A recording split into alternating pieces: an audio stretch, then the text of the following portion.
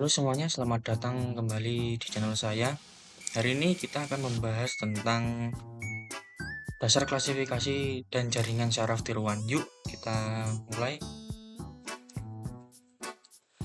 Pertama kita harus paham dulu apa itu klasifikasi. Bayangkan sistem kita harus memilih salah satu dari beberapa kategori.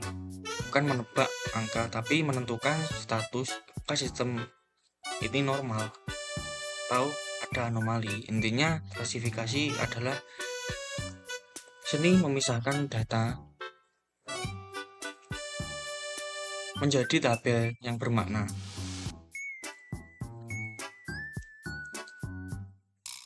Contoh gampangnya simulasi kemacetan.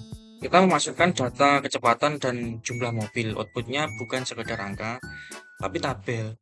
Seperti lancar, padat, atau macet total. Ini memudahkan kita untuk mengambil keputusan dengan cepat.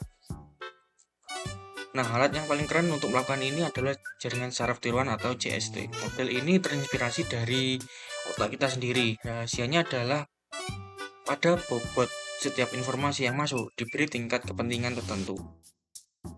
Jika variabelnya penting, bobotnya diperbesar oleh sistem. Untuk arsitektur, standarnya disebut MLP.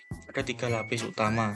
Input layer yang menerima data dan layer tempat keajaiban pemrosesan terjadi dan output layer yang memberikan hasil akhir. Kayak proses akhir berakhir di otak kita kan.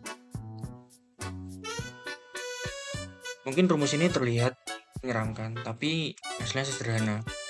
Setiap input dilakukan dikalikan bobot, ditambah bias, lalu dijumlahkan bias. Ini penting supaya model kita fleksibel dan nggak kaku saat menghadapi data yang aneh-aneh.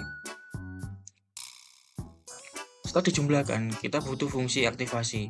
Ini kayak satpam atau pintu gerbang. Dia menentukan, neuron ini aktif nggak ya? Tanpa ini, model ini nggak bisa mempelajari pola yang rumit atau non-linear. Ada 2 jenis yang populer. Sigmoid itu kayak probabilitas. Cocok buat hasil akhir, ya atau tidak. Atau ReLU. Dia sangat efisien. Dia bakal mematikan neuron yang bernilai negatif supaya proses belajarnya lebih ngebut. Kemudian proses dari input sampai jadi prediksi itu namanya forward propagation, aliran searah melewati lapisan-lapisan yang sudah pintar untuk ngasih kita hasil simulasi secara instan. Model yang bagus bisa punya akurasi sampai 98%. Kenapa? Karena JST bisa belajar dari data tanpa kita harus nulis kode if then ribuan baris secara manual. Jadi, dengan klasifikasi JST kita nggak cuma melihat data, tapi juga memodelkan dunia dengan cara lebih cerdas dan adaptif. Simulasi jadi jauh lebih hidup. Oke, sekian dari saya untuk materi ini. Gimana? Ada yang masih bingung? Kalau masih bingung bisa diskusi di kolom komentar. Silakan tanya. Sampai jumpa di pertemuan berikutnya.